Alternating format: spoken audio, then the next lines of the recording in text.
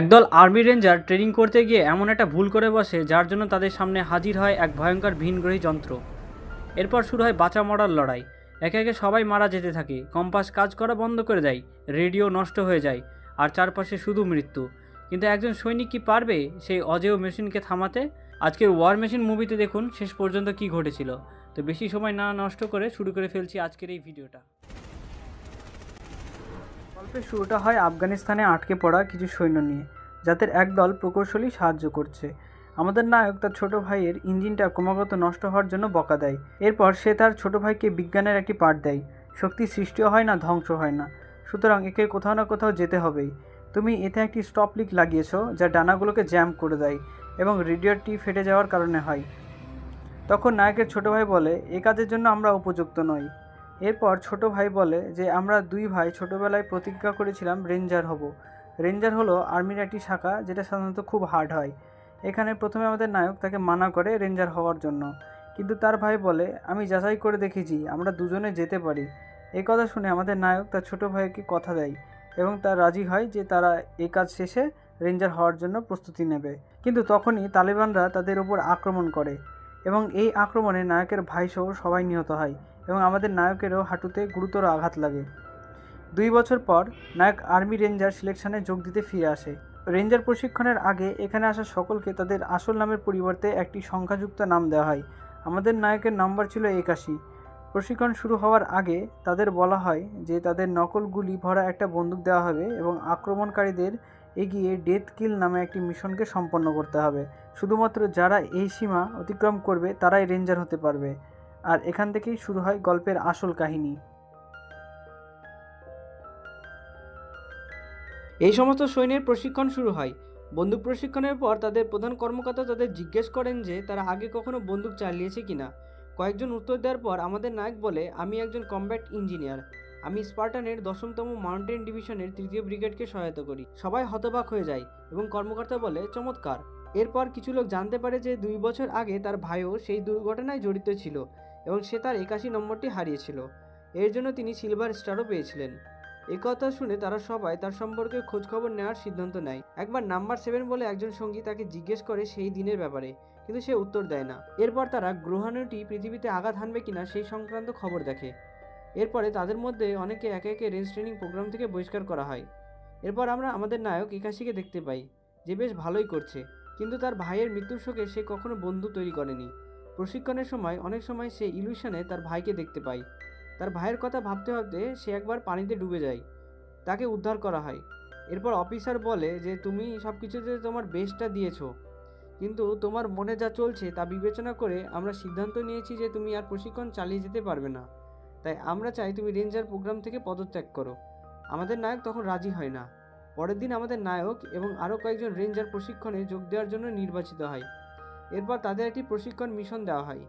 তাদের অবশ্য একটি বিধ্বস্ত বিমানকে বিধ্বংস করতে হবে এবং তার পাইলটকে উদ্ধার করতে হবে, কিন্তু তাদের এই কাজটি গুলি ছাড়াই করতে হবে কারণ মিশনটি তাদের ব্ল্যাক রাউন্ড দিয়ে সম্পন্ন করতে হবে। নাম্বার 7কে সেকেন্ড ইন কমান্ড হিসেবে নিযুক্ত করা হয় এবং দলের নেতা হলেন আমাদের নায়ক 81। পরের দৃশ্যে তাদের একটি জঙ্গলে মিশনে পাঠানো হয়। তারা ধীরে ধীরে এগোতে থাকে এবং রাত নামলে একটি জায়গায় বিশ্রাম নেওয়ার জন্য কিছুটা সময় নেয় এবং তখনই একটা বিধ্বস্ত হতে দেখে। এর পরদিন সকালে একটি বিমান বিধ্বস্ত হয়। তারা এটি দেখতে পায়, যেটিকে তারা প্রশিক্ষণের একটি অংশ বলে মনে করে এবং এটির জন্যই তাদের স্থাপন করা হয়েছে। এরপর তারা লক্ষ্য করে যে কম্পাসটি কাজ করছে না এবং তাদের রেডিও থেকে একটি অদ্ভুত শব্দ আসছে, যা দেখে তারা সবাই হতবাক হয়ে যায়। তারপর তারা বিমানটির কাছে পৌঁছে বিস্ফোরক স্থাপন করে। এরপর আমাদের নায়ককে দেখতে পায় যে কিছু একটা দেখে এবং সেটার উদ্দেশ্যে ভালো করে দেখার জন্য সেখানে যায়। এরপর সে সেখানে একটি বিধ্বস্ত বিমান দেখতে পায়। সে বুঝতে পারে এটি রাতে ঘটেছে। বস্তু দুটির মধ্যে সংঘর্ষ হলো এবং বিমানটি অন্য রকম কিছু। তারপরে তারা বিমানটিতে বিস্ফোরণ ঘটায়, যা ভিনগ্রহের যন্ত্রটিকে জাগিয়ে তোলে। আসলে ক্যাম্প থেকে যে বিমানটা দিয়েছিল, যেটাকে ব্লাস্ট করে পাইলটকে নিয়ে আসতে হবে, তারা সেটা না করে ভিনগ্রহের এলিয়ান যেটাকে টিভিতে দেখাচ্ছিল সেটাতে গ্রেনেড মারে। আর এই জন্য এলিয়ান যন্ত্রটি পুরো এলাকায় এবং মানুষজনকে স্ক্যান করে। সবাইকে স্ক্যান করার পর ভিনগ্রহের যন্ত্রটি তাদের আক্রমণ করে, কয়েকজনকে হত্যা করে এবং বেঁচে থাকাদের পালাতে বাধ্য করে। কিন্তু তারপর তারা আক্রান্ত হয় এবং সবাই পাহাড়ের চূড়া থেকে নিচে পড়ে যায়। এতে কয়েকজন আহত হয়।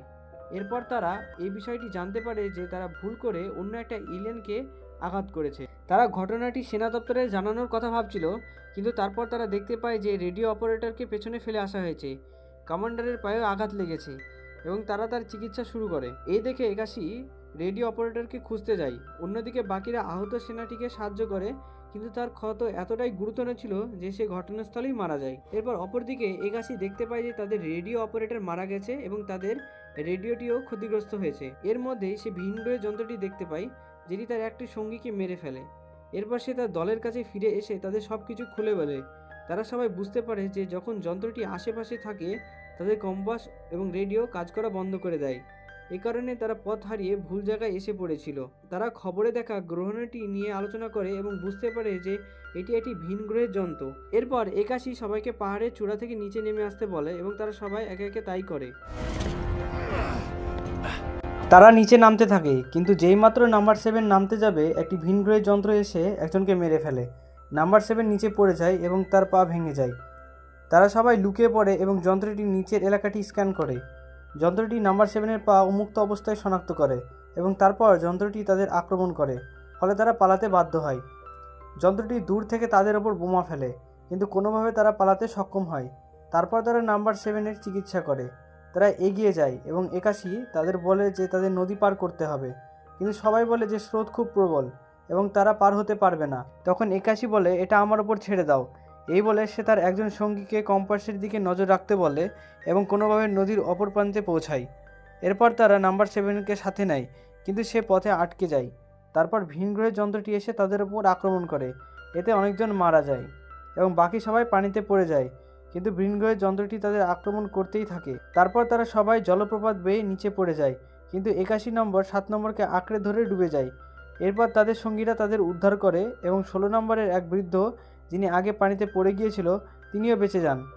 তারপর তারা এমন একটি জায়গায় পৌঁছায় যেখানে সব কিছু ইতিমধ্যে ধ্বংস হয়ে গেছে। এরপর 81 নম্বর সবাইকে বলে যে বিমানটি বিধ্বস্ত হওয়ার আগে এখানেই আঘাত করেছিল এবং তারপর সে ওখানকার নদীতে চলে গিয়েছিল। ওটা সেখানেই পড়েছিল যেখানে তারা খুঁজে পেয়েছিল। তখন এইসব জানার পর তারা পালানোর জন্য একটি ট্যাঙ্ক ব্যবহার করতে শুরু করে। তখন তারা খেয়াল করে যে ভিন গ্রহের যন্ত্রটিও এদিকেই আসছে।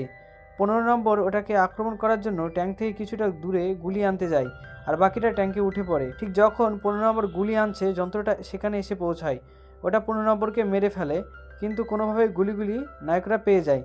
তারপর তারা সবাই দৌড়ে পালাতে শুরু করে আর যন্ত্রটি তাদের আক্রমণ করতে থাকে। এরপর আমরা দেখি যে সমস্ত লোকগুলি ওই যন্ত্রটি থেকে পালানোর জন্য আপ্রাণ চেষ্টা করে, কিন্তু যন্ত্রটি তাদের ওপর নির্মমভাবে আক্রমণ করে, যার ফলে তারা হেরে যায়। তখন একাশি একটি সুযোগ পেয়ে ভিন গ্রহের যন্ত্রটির ওপর একটি পাথর ফেলে, যার ফলে যানটি ধ্বংস হয়ে যায়, কিন্তু সে এবং নাম্বার 7 বেঁচে যায়। এরপর একাশি ভিন গ্রহের যন্ত্রটিকে দেখতে পায়, যার অর্ধেক মহাকাশ সংকেত পাঠাচ্ছে। এটা দেখে একাশি কোনোভাবে নাম্বার 7-কে ওখান থেকে নিয়ে যায়। তারপর যখন নাম্বার 7-এর জ্ঞান ফেরে, সে বলে, আমি তোমার ভাইকে চিনতাম, সে তোমাকে রেঞ্জার হওয়ার ব্যাপারে বলতো। তোমার হয়তো অপরাধ বোধ হয়, কিন্তু যাই হোক না কেন, তুমি হাল ছাড়োনি এবং লড়াই চালিয়ে গেছো। আর নাম্বার 7 যখন এই কথা বলছে তখনই ভিন গ্রহের যন্ত্রটি এসে পৌঁছায়। এবার নাম্বার 7 বলে, আচ্ছা, সেও তো হাল ছাড়ছে না।